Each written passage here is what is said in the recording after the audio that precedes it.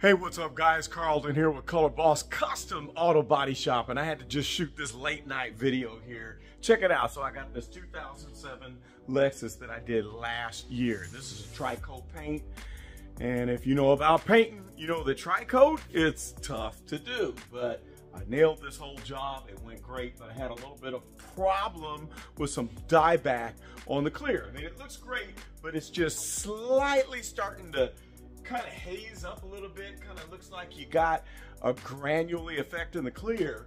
And so my buddy is actually going to sell this car, and his daughter had scraped up the rear end, and I'm fixing the scrape. And so while I got it here, I said, hey, I'm going to shine up this hood because I want you to be able to take this car to trade it in, because he's driving all the way to Illinois from Missouri.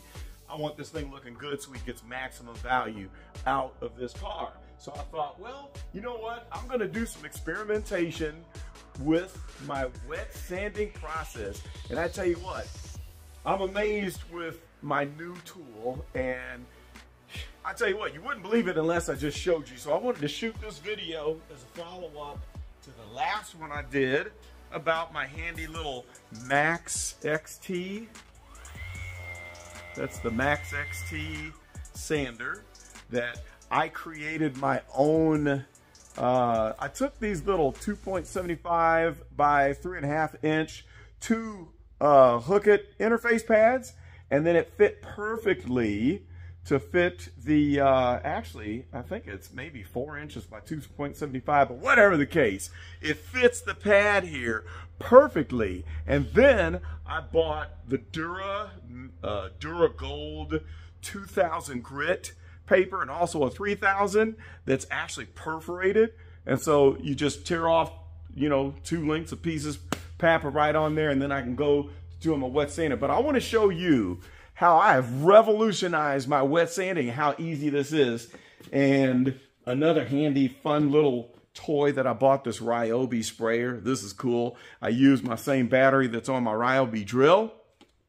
And I've got some window cleaning solution in here that I use for wet sanding.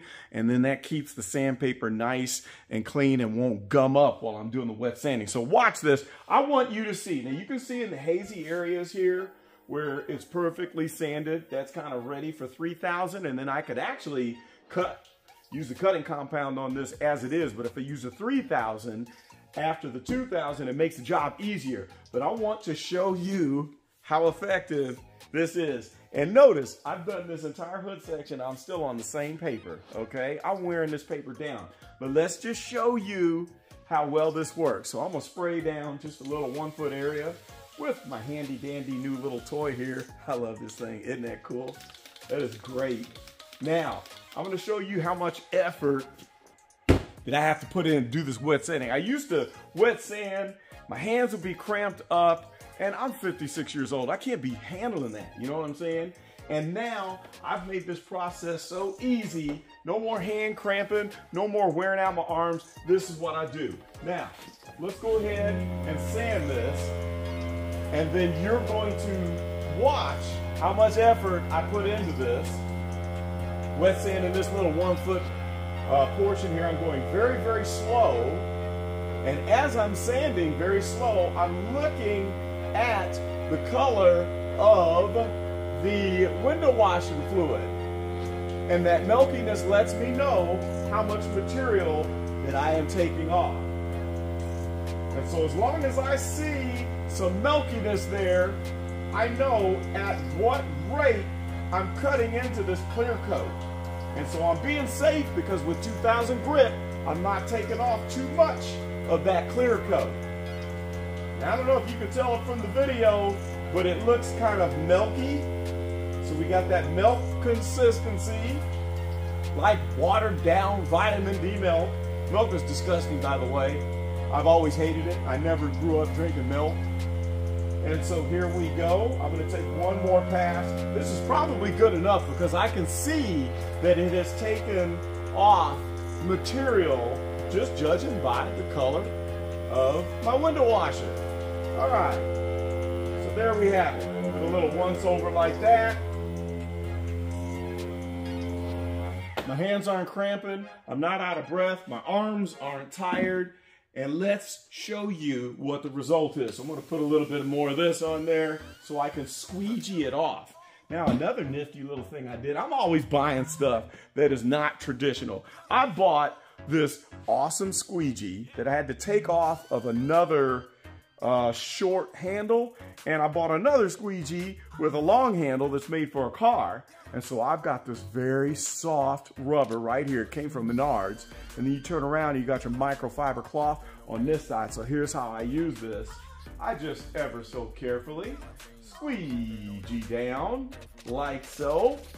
And then I wipe off my excess cleaning material and go to the next section over, 6 inches over, just like that.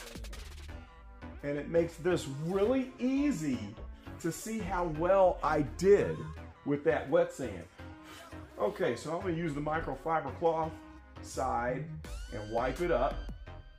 I think I was rushing on this right side here, but looking on this left half, you can see how well I did with that wet sand. Now, this is a little shiny, it's because I'm close to a little hump here, and I'll go back and carefully move over that. But you can see right here, I'm gonna take one more pass. But that was a whole lot easier than doing this by hand and then wiping off and drying to see if you got it just right and going back by hand.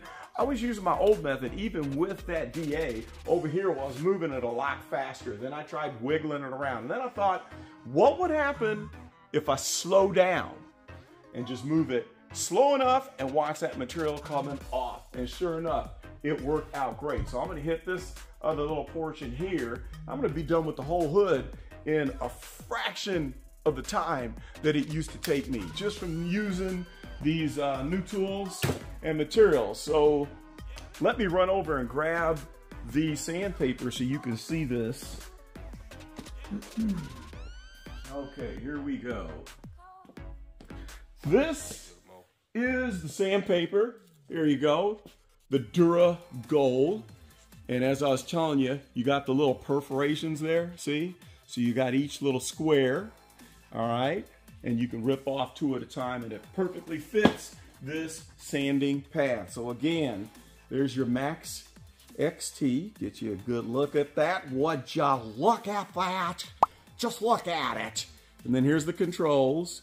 This goes from 1 all the way up to 5, and I don't ever go past 2.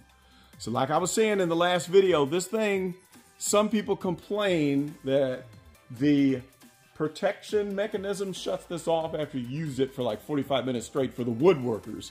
But for auto body, I'm never using this thing for more than just, you know, say 2 to 3 minutes straight at a time before it gets a break. So it does just fine. Now I'm gonna show you one other tool. Let me go run and get it. And it's my 6-inch DA that I'm gonna shoot another video on. All right, here is my 6-inch DA that I was telling you about. I showed you a picture of it in the last video, and this is the SPTA. And this DA is doing the job. It's got the same controls as the MaxXT. We know they were probably made in China in the same manufacturing plant, and then they slap a label on it. But this does the same job as the Mirka D-Rose. And so there is your attachment for your hose. It comes with an exhaust hose. You can hook that up to your vacuum cleaner. And instead of, say, spending $600 on the Mirka D-Rose, this was like 225 bucks. Instead of spending, say, $1,500 to $5,000 on a whole system where they've got the vacuum hookup and all of the fancy stuff with it, go get you a $100 shop vac, hook it up to this hose. So you'd have, say, $220 in the DA, another 80 bucks to 100 bucks in a vacuum cleaner, and your total price, you're looking at like 320 bucks. So there you have it. Just wanted to show off those new toys, and I'll have some other stuff coming up. I'm gonna be trying out an off-brand, actually it's Vevor brand. I've got a new stud welder kit that is coming in the mail next week. I'm gonna shoot a video on it because I've accidentally shorted out and burnt up my cheap $99 Harbor Freight stud welder gun. I think they're $150 now, but for $218, I got the actual box with the corded handle in order to do my dent pulling, and I will shoot a video on that. So that's all I've got for right now. Okay, quick bonus extra edit. You gotta change the paper after you do about half of the hood. I was getting greedy and trying to see how far I could get that paper to go. But when I changed the paper, holy cow, can you see that? You get a lot more cutting action from the paper when it's fresh. And so in one pass, I'm able to get this entire swath done without having to go back and do it again. Just wanted to give you that quick update. Keep the paper fresh. Maybe half the hood from one sheet. You probably can change it out even more than that. And the paper being as cheap as it is, I should stop being a cheapskate because that just makes me have to work harder. So anyhow, that's all for right now. This is Carlton from Color Boss Custom Auto Body Shop. And you know how I like to do it. Just shoot it.